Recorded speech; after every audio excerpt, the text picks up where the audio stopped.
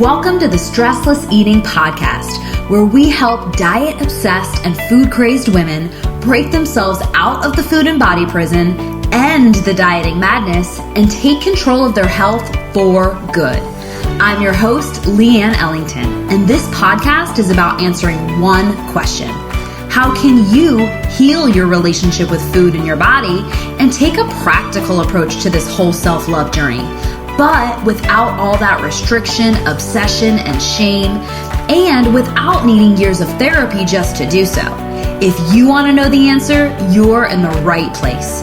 All this information is 100% free, so please subscribe to and review our podcast.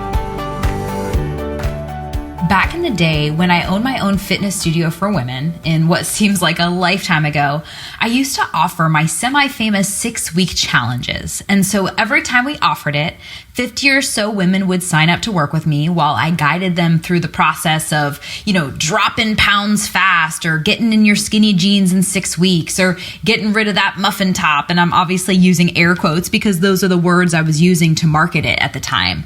And, it wasn't rocket science. I would put them on a calorie restricted meal plan, probably pretty calorie restricted, have them come to my studio at least 3 to 4 times per week to work out, and then strategically use the weekends to give them cheat meals or cheat days. And again, I was using the word cheat at the time.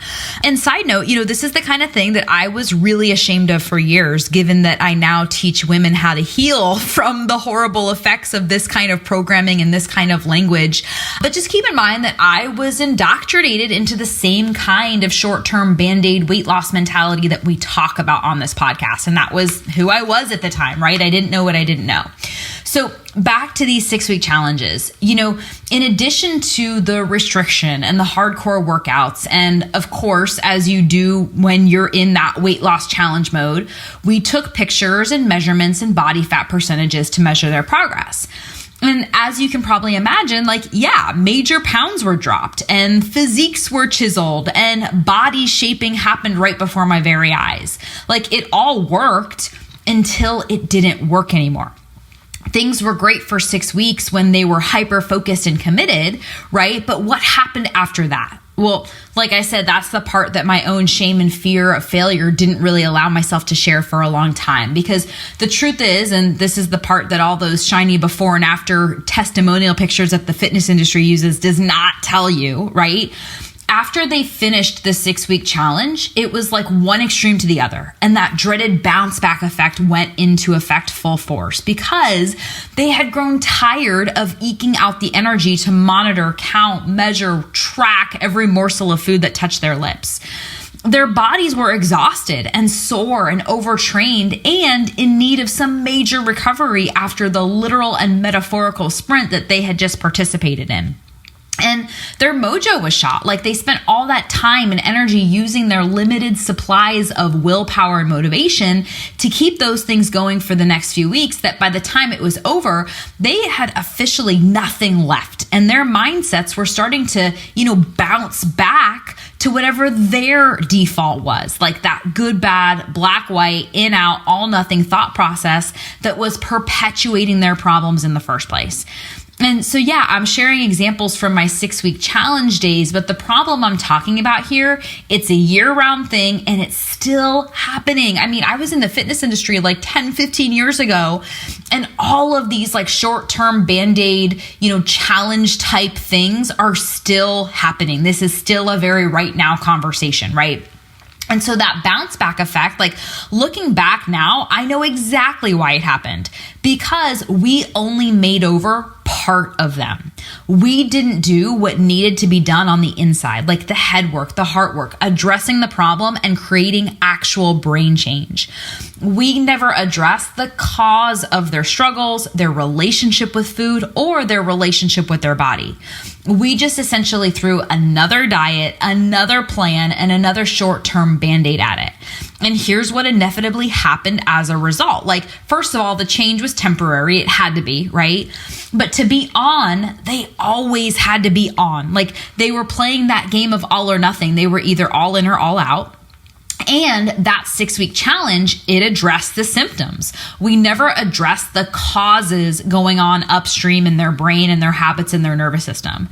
And so just like for anyone, once all of that, go hard, go home and motivational rah-rah wears off, we all go back to our default, right? Because that is how the brain is wired. We go back to our default thinking, ways of living, and our habits because we are creatures of habit. It really is just science, right? And boy, oh boy, like the truths that I'm sharing on this episode, they really did cost a lot of shame and heartache for me. But, like I said, the truth is I didn't know what I didn't know. And here I am now. I now know, and that's why I'm sharing this. And in reality, though, this was some of the most valuable experimentation I could have ever conducted on myself and on my clients, because here's what I discovered as a result. Some of my clients really did only need to change their diet and start exercising more. Like for some of them, working out and nutrition programs were enough to completely change their life forever, right? But most of them were being held back by something bigger.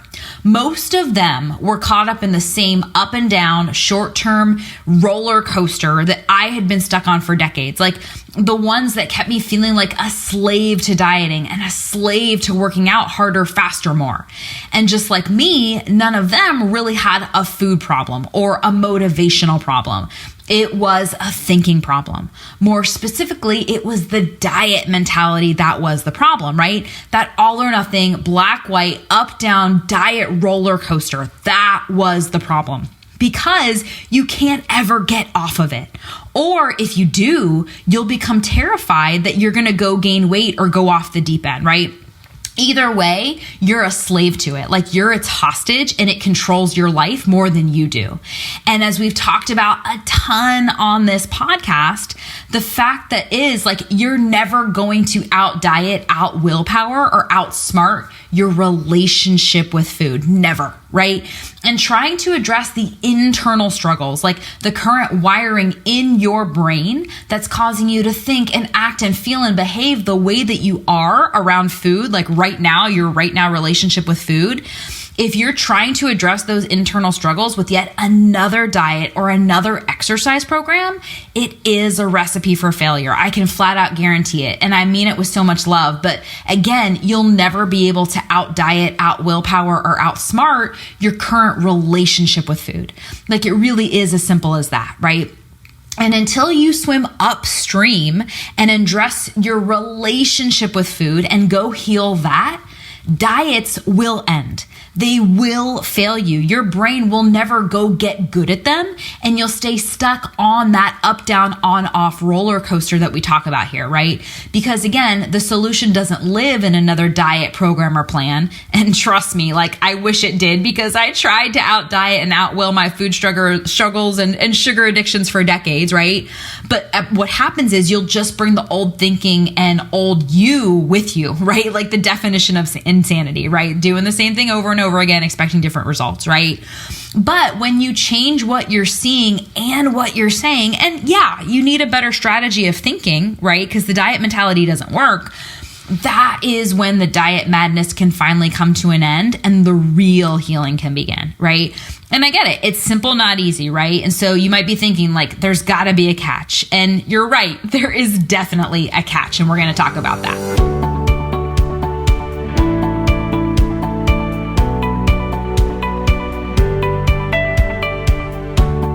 So let's talk about that catch, shall we? I call it the catch 22 of dieting. And I've never met a woman that struggles with food or struggles with her body that isn't absolutely sick and tired of dieting, right? Sick of constantly weighing and measuring and calculating. Sick of stressing and guessing and obsessing, right? Sick of all the judgment, the self-criticism, the self-loathing, and all of that shame, right? Sick of valuing herself based on how much she weighs or how much she ate that day, right? And just sick of living in a prison, a body prison, a food prison, a prison that she doesn't even know how to get out of, yeah? But when we talk about, like when I talk to any woman and she's like, oh, Leanne, I'm so sick of dieting, and we talk about what she's currently doing to address the struggle, the number one answer that I hear from women is dieting. It's ironic, right? Like actively voting on the thing that she claims to hate and actively choosing the thing that's keeping her in the prison. And to boot, actively choosing something that she's identified hasn't worked, isn't working, and when she gets really honest, knows will never work, right? It's one big catch-22.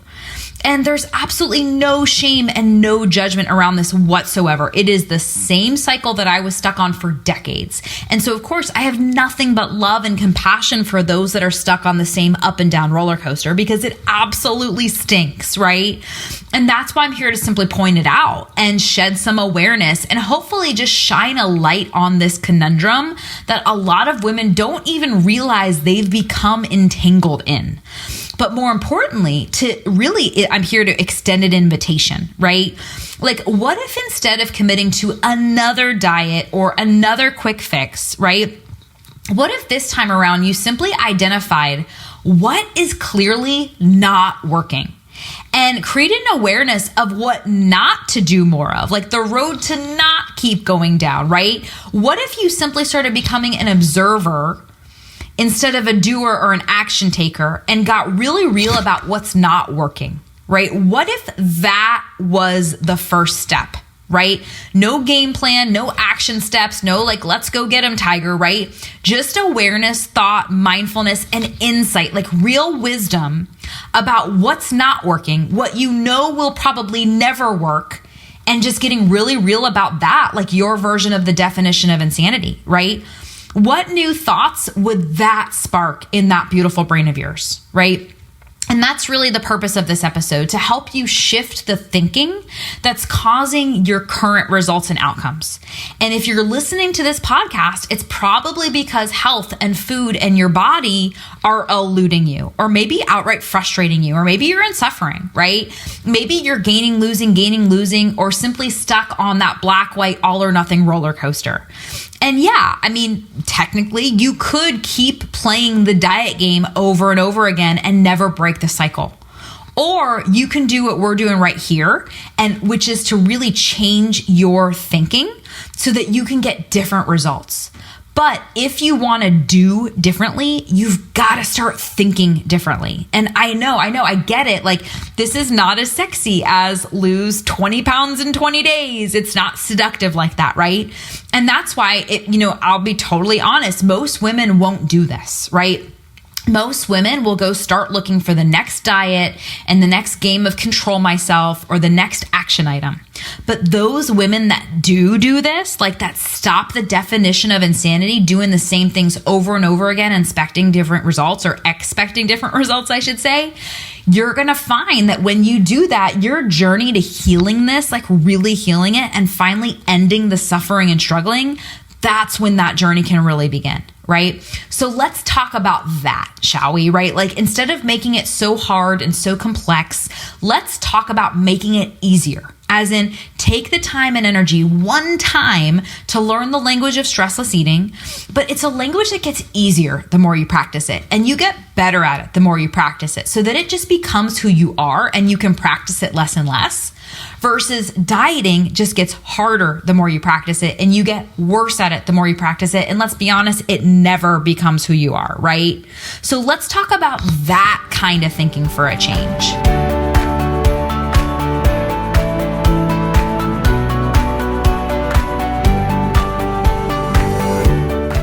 Okay, so I talk to a lot of stressed out dieters and women that are sick of thinking about food. And I get asked all the time, like, Leanne, why do I always fall off the wagon, right?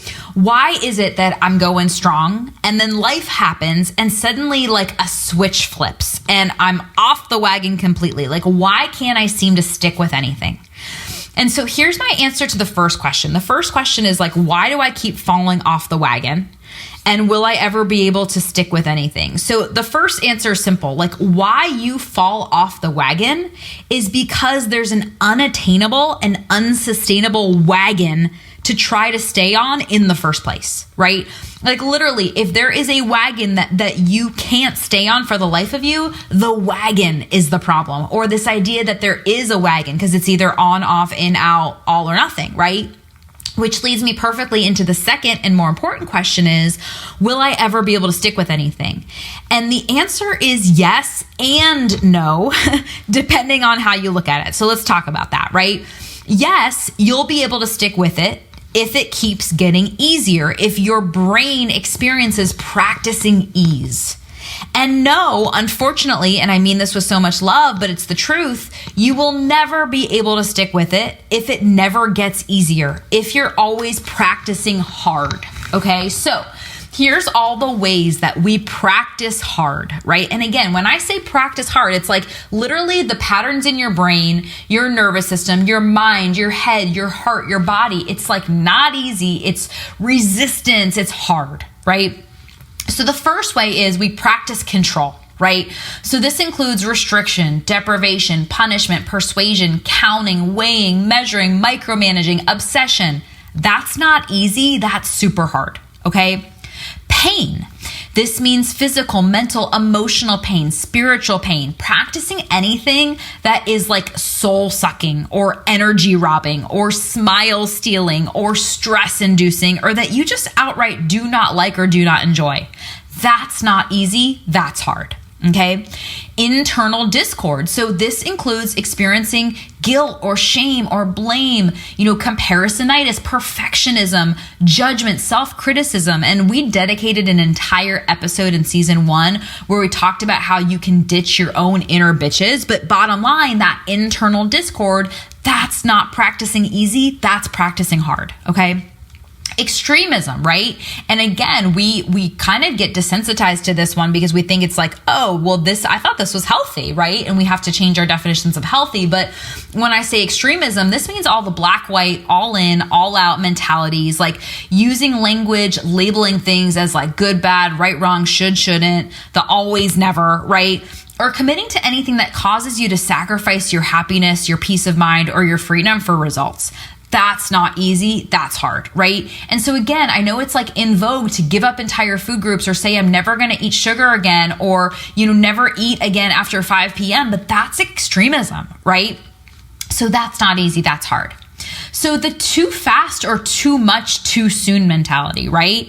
So this is that 0 to 60 mentality where there's too much too soon. It's unsustainable expectations, like unrealistic expectations. Again, like way too much to take on at any one time. That's not practicing easy. That's practicing hard, right? Or the opposite, where it's too slow or too little, right? So your brain actually deems that as a threat too. So this shows up in the form of being non-committal or dabbling in a bunch of different things, or just like staying interested in changing, but never fully committing to solving the problem, right? Living in the gray, where like you're not in, but you're not fully out either. And in my opinion, living in the gray can be even harder, right? So all of that, that's not easy. That's practicing hard, right? And then I want you to think about this one. I remember learning about the law of diminishing returns in economics or maybe it was financial accounting. I don't remember. In college, I remember learning about the law of diminishing returns. But anything that gets harder the more we practice it, or it just never gets easy, or anything that we get worse at the more we practice it, or that we never seem to get good at. When I say diminishing returns, it's like the more you do it, the less benefit you're getting. But in this case, it's like you're getting no benefit, or you're getting, diminishing returns, right? Again, that's not practicing easy. That's practicing hard, right?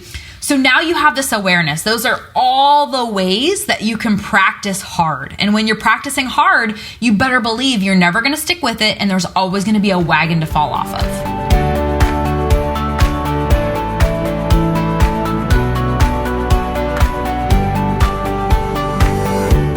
Now let's take a look at what it looks like to practice ease or practice easy, okay?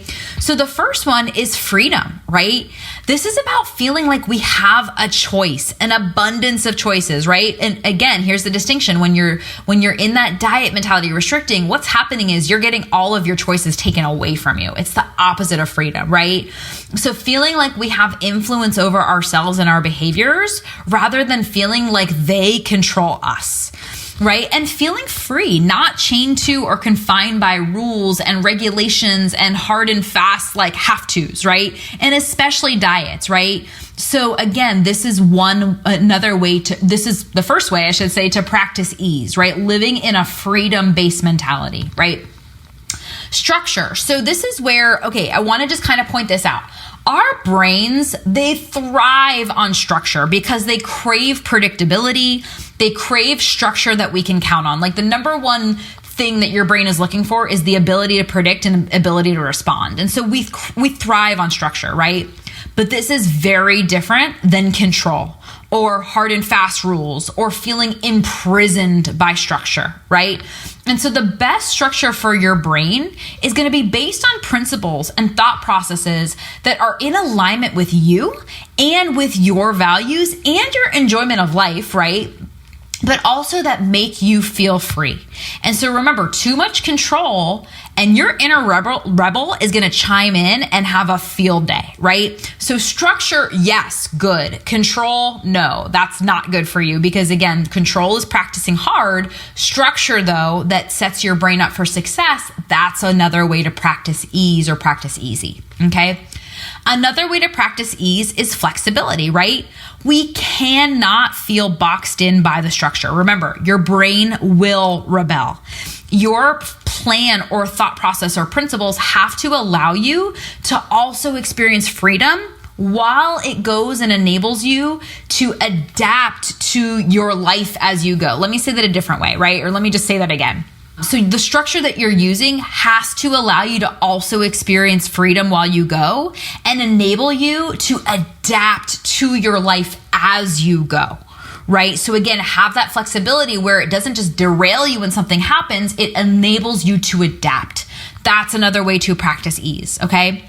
Consistency. These next few are kind of like cousins of each other, right? But you'll see a theme. Consistency. So if you're not able to get yourself to do something to do it consistently, I should say, you're never going to get the returns, right? You're better off working in minimums and doing things consistently rather than working in maximums, which is that 0 to 60 mentality, and doing it sometimes or doing it sporadically, right? Consistency is the key. Consistency over intensity all day, every day, which is mostly like is the opposite of most diets, right? Most people lead with intensity at the expense of consistency, right? So finding something that enables true consistency, not intensity, that's another way to practice ease, okay? Or teach your brain easy. Sustainability. Anything that we can see ourselves doing, not just a week from now, but like 1, 3, 12 months from now, right? A year from now, 5 years from now, right? Anything that doesn't fit in this category is bound to be a time-limited thing that will eventually get harder the more you practice it, and you'll get worse at it the more you practice it, right? So finding something that enables true sustainability, that's another way to practice ease or easy, okay? Practicality, right? So it's got to fit within the constructs of our lives, our circumstances, our wants and our needs, right? Anything that forces us to uproot our lives or sacrifice the things that are important to us, it's not part of a long-term solution, and it will never become easier to practice because you'll always feel like, oh my gosh, this is not practical for my life. I have to like give up my freedom to do it, right?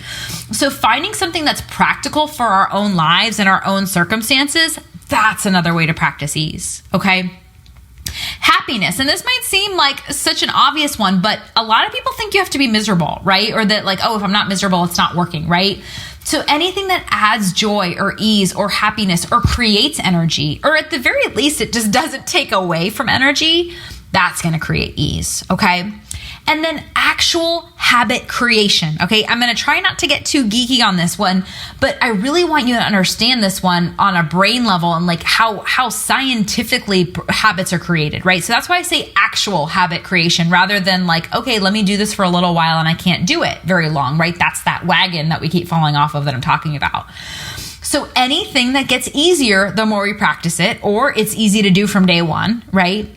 And anything that we get better at the more we practice it, or we just start off good at it, right?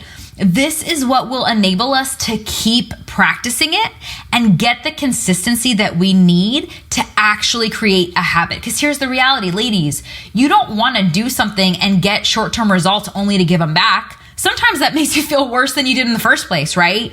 You want lifelong habit transformation, right? And so all of these things that I'm talking about, this is really how you practice ease, okay? And if you're anything like me, and remember, I was dieting my whole life, this is not the stuff that usually comes alongside dieting. And that's why you need a whole new way of thinking, which again, might seem foreign to a lot of women listening to this podcast, right?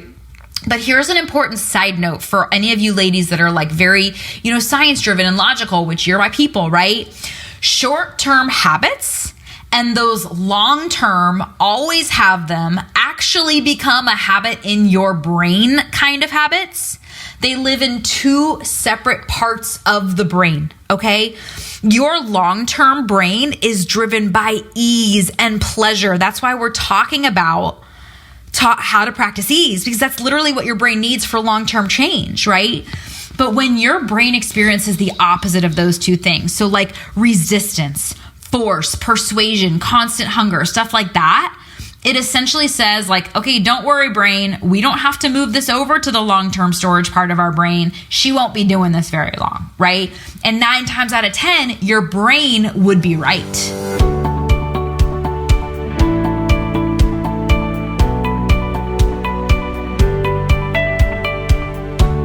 So when it comes to the question, will I ever be able to stick with anything? Again, the answer is yes and no. Yes, you will if it gets easier and if you practice easier, right? And no, unfortunately, it won't if what you're practicing never gets easier and if you practice harder, right? Because we become whatever we practice. So that's where I really want you to ask yourself, like, what am I practicing right now? Are you practicing easy or are you practicing hard? And by the way, it's not just around food either. Like the emotions that you're experiencing every day, the emotional home that you're living in every day. Does it feel easy or does it feel hard? Right? That's a big part of this too. And so, yeah, again, you can go play the diet game over and over again and never break this cycle. Or you can do what we're doing right here, which is to change your thinking so that you can get different results. But again, if you want to do differently, you've got to think differently, okay? And I get it. It's not as sexy as a lot of the seductive things that are being thrown at you. Lose weight quickly, go on keto, cut out sugar forever, diet, lose a bunch of weight really quickly, opt to fast, ideal protein, you name it, right? I get it. It's not as sexy. And that's why most women won't do what we're talking about on this program, okay? Most women will go start looking for the next diet and the next game of control myself or the next action item, right? But those of you that do, those of you that stop at the definition of insanity and doing the same things over and over again and expecting different results, you're going to find that your journey to healing and finally ending the suffering, all of that suffering can finally end and your journey to healing can finally begin. Thanks for tuning into today's show. If you like what you heard and you're interested in breaking out of your own food, body, and diet prison, here's what I want you to do next. Head on over to stresslesseating.com. That's stresslesseating.com. And sign up to watch the Stressless Eating webinar, where I'll walk you through the exact 5-step game plan my female clients use to conquer emotional eating, self-sabotage, and finally heal themselves from the restrictive all-or-nothing diet mentality for good. But without obsessing or spending years in therapy to address it.